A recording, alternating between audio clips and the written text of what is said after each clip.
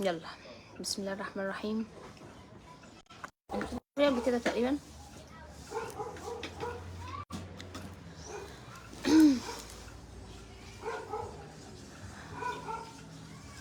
السلام عليكم ورحمه الله وبركاته. محتاجه بس الناس تجمع كده عشان ايه اللي جاي ده كلام كبير وتقيل على الناس اللي صورتي معكنناهم ومضايقاهم. طول ما هم شايفيني كويسه بيتضايقوا.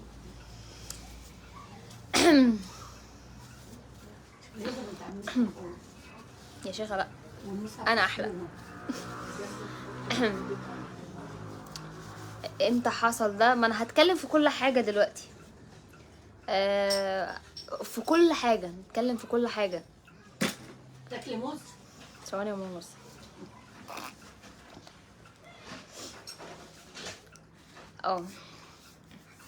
في حد هو اكيد هي معايا في هي اكيد انتي معايا في اللايف دلوقتي عشان انتي مش بتفوتي لي لايف ولا صوره ولا ستوري ولا بوست ولا اي حاجه. يعني انتي عايشه في حياتي اكتر مني. الناس قالوا كفايه عليكي جواز كده. والله يا ملك قالوا كفايه عليا كده. قالوا يعني خلاص كده انا متجوزه بقالي ايه 3 سنين الا بقالي 3 سنين الا. فاللي هو ايه انتي هتتجوزي بقالك 2.5 سنين مثلا او 3 سنين الا كتير. المفروض تطلقي بقى كتير كده. وفي ناس هتبقى فرحانه جدا بالخبر ده وفي ناس عماله تلف حوالين جوزي برضو. مش فاهمه في ايه يا جماعه، في ايه؟ بس ده الا من رحم ربي طبعا. ده اللي انتي نفسك فيه. بس انا ما اتطلقتش ومفيش مشاكل بيني وبين جوزي. بالنسبه بقى اللايف اللي عمل مشاكل كتير قوي ده بتاع الدبله، انا عندي مشكله يا جماعه، مشكله جلديه من الذهب. قلع كل ذهبي كله. يعني حتى انتوا تلاحظوا ان انا كان معايا انسيال هنا وانا على طول بطلع بيهم ما بقلعهمش. خصوصا انسيال كان هنا ده كان عزيز على قلبي قوي. عندي مشكله من الذهب وقلعاه كله. مش عشان انا انفصلت ولا عشان في مشاكل بيني وبين جوزي. وده اللي انتي نفسك فيه يا ابتسام. يعني انا مش فاهمه بصراحه. يعني انتي غريبه قوي. انتي داخله تضحكي وتهزري انا مبسوطه قوي. اصل مراتك طلعت تفت عليك. انا ما اقدرش اعمل كده عشان هو على راسي. انتي بقى ما تعرفيش انا كنت بتف عليك انتي، لان انا كاتبه تحت قليل الاصل. التفه دي للناس عرفتها في حياتي قليله الاصل. ما هو انتي انا بتف عليك انتي. ايه؟ لا طبعا جمهوري ايه اللي انا هتف عليه يا جماعه؟ انتوا على راسي. لا ده حتى انا كاتبه على الفيديو التفه دي لكل حد عرفته في حياتي قليل الاصل. انت مش عارفه ان التفه دي كانت ليكي؟ انك انت سايبه كل اللي وراك عماله تلفي حوالين جوزي كده لحد امبارح بالليل. يعني انت مفيش خالص، مع انه بعتلك مسج وقالك انا مفيش مشاكل بيني وبين مراتي حبيبتي وده اللي انت كان نفسك فيه ومفيش بينا مشاكل اساسا، وهخليها بكره تطلع لايف تقول كده. واديني في اللايف اهو. لو انا في مشاكل بيني وبين جوزي او في اي حاجه من انت كان نفسك فيها دي، يعني ما كنتش طلعت سمعت كلامه وطلعت. انت عارفه ان انا بكلمك وانا عارفه ان انت معايا في اللايف.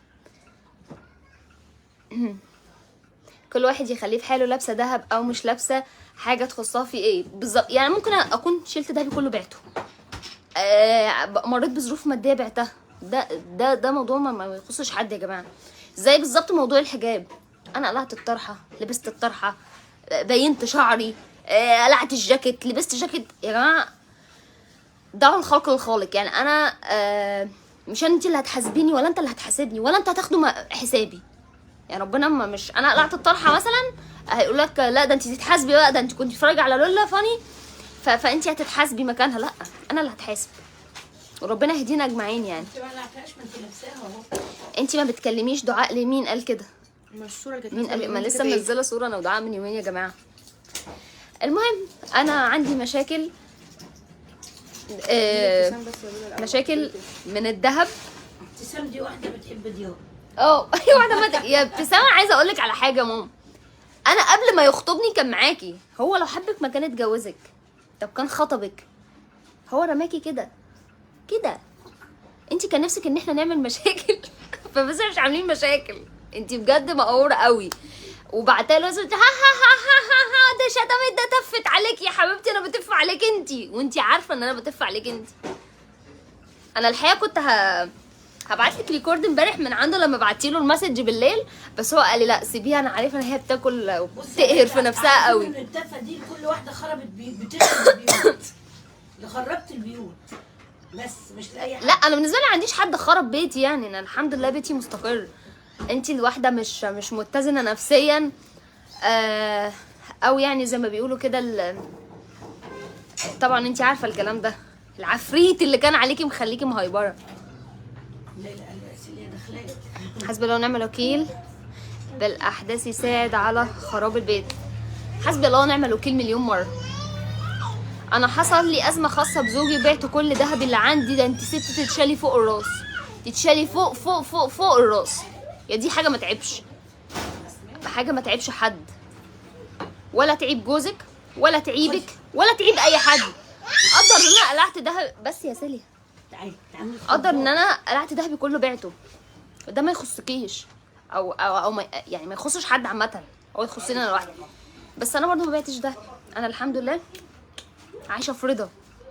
طب استنى اوريكم حاجه، وخصوصا ليكي يا ابتسام. هي انا عارفه ان هو ممكن يضايقك شويه، بس يعني معلش يعني سيبيها عليكي. انا كنت هرد عليكي في الخاص امبارح، بس انا ما رضيتش اعمل كده. انا جوزي قال لي اطلعي لها لايف لان هي متابعاكي قوي. عارفه انت متابعاني ليه؟ عشان انا تعبه نفسيتك. بتضحك. ده هي بتضحك اللي موجوده معانا. الظرف كله شلته من الشنطه. عارفه يا ابتسام كنت هوريكي ايه؟ كنت هوريكي دلوقتي الفواتير، بس شلتها من الشنطه. كنت هوريكي دلوقتي الفواتير بتاعت اللبس اللي انا جبتها انا وجوزي وبنتي، لبس اطفالي وبناتي ورجالي. فعشان احنا ناس سويه جدا وكويسين جدا، فهسيبك بقى ايه، هسيبك كده تاكلي في نفسك بقى خلاص. يعني انت خدتي اكبر من حجمك، وبعدين بتقولي لي يا ابني انا اتجوزت ومتجوزه صاحبك، ما انت عارف يعني النقص ده. يعني انت متجوزه صاحبه تقولي معايا ولدين. احنا مش عارفين طبعا حقيقه الموضوع ده، لان انت ادرى واحده كويس جدا انه ما ينفعش ان انت تتجوزي، انت عارفه. فالله يهديكي بعيد عني وعن جوزي ويصلح لك حالك.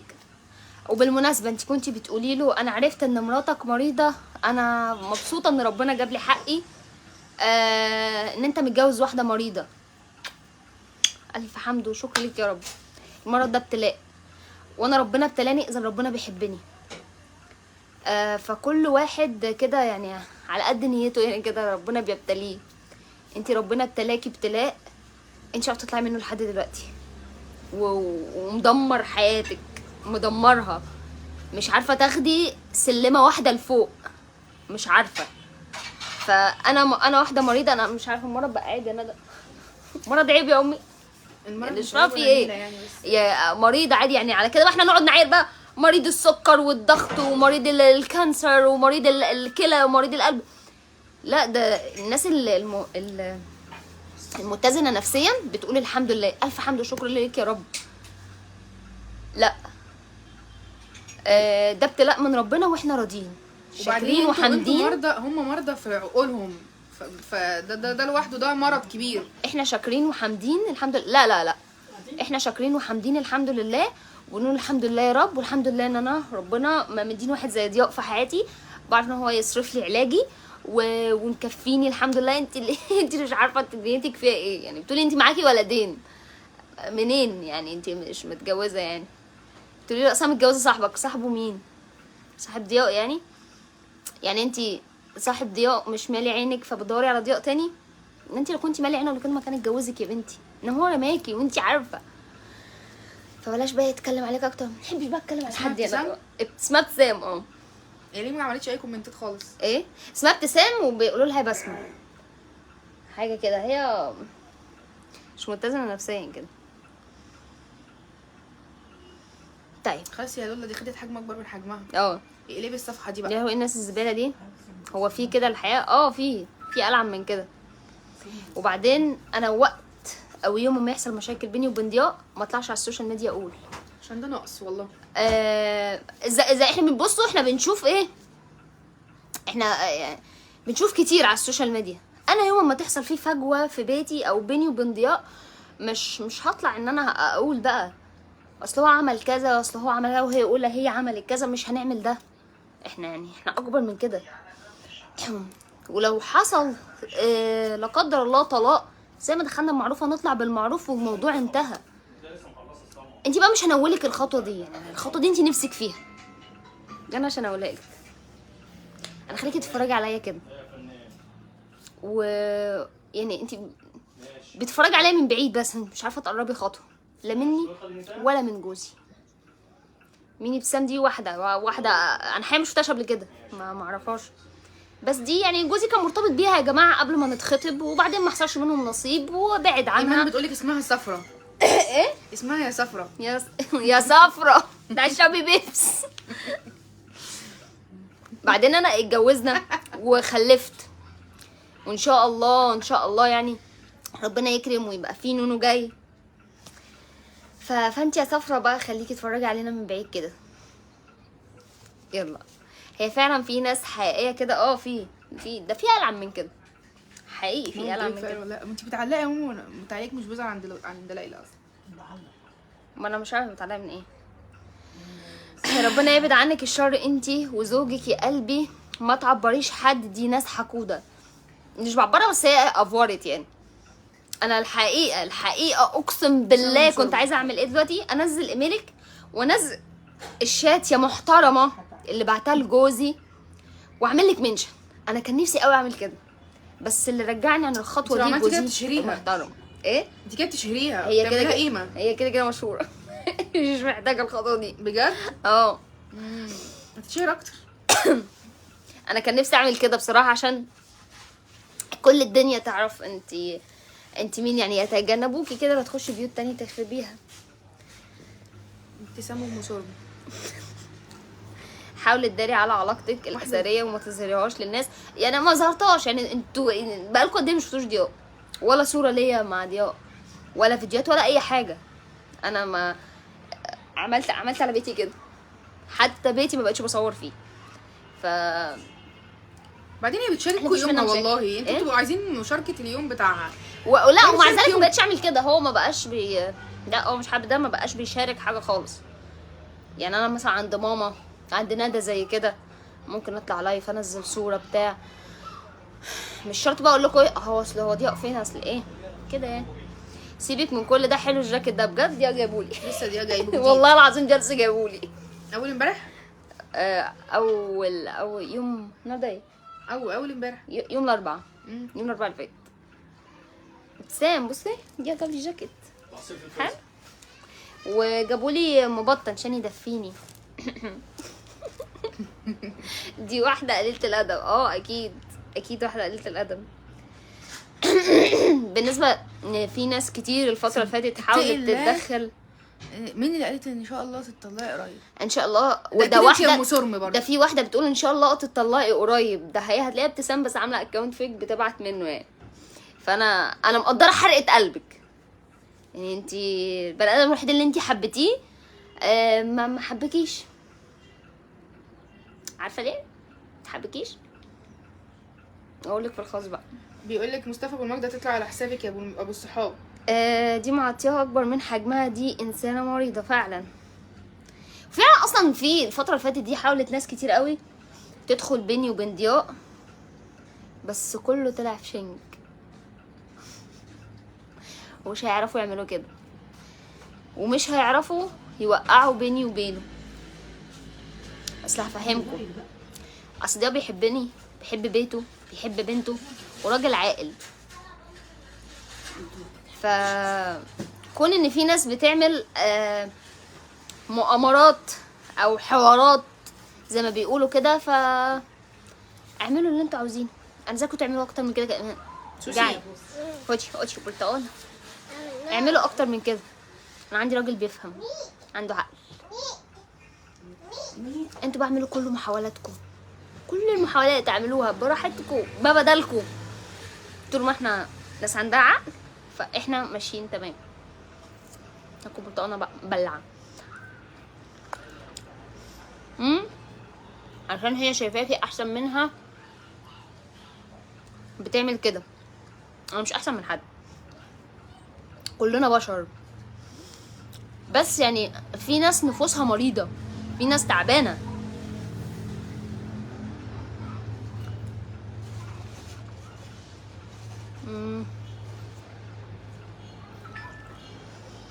المهم، هي رسالة اللي عايزة اوصلها للناس رغم حقد الحاقدين وصرم الصارمين والكيد المشعل قوي مني قوي. الكلام ده رايح لناس معينه هم معايا في اللايف اصلا، او ما بيفوتوليش لايف ولا بيفوتولي بوست. يعني بعيد عن ابتسام بقى، دي خلاص قفلنا صفحتها.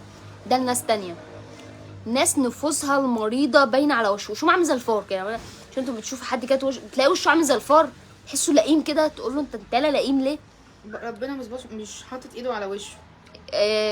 سخط عليه، سخط على حاله فعلا. دايما شايف ان كل الناس احسن منه. ما ترضى بعيشتك او ارضي بعيشتك.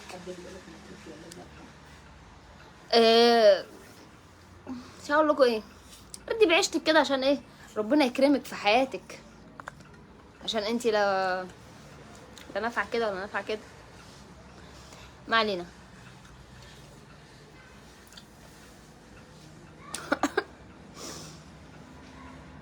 في واحده اسمها موديو، بعد ما حدش يقدر يفرق بينا ابدا يا عمري.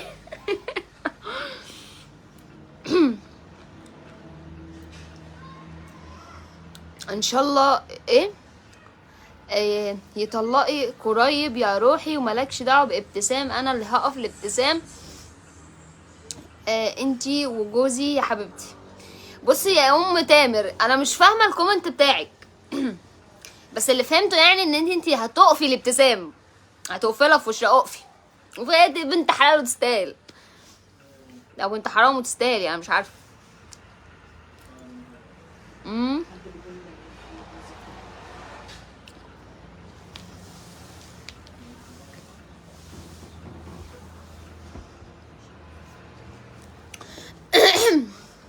هو مبدئيا انت اخر رساله بعد ما هو رد عليكي قال لك انا مراتي هطلعها لك لايف بكره ترد عليكي اللي هو النهارده، يعني عشان انت متابعاني هنا يعني.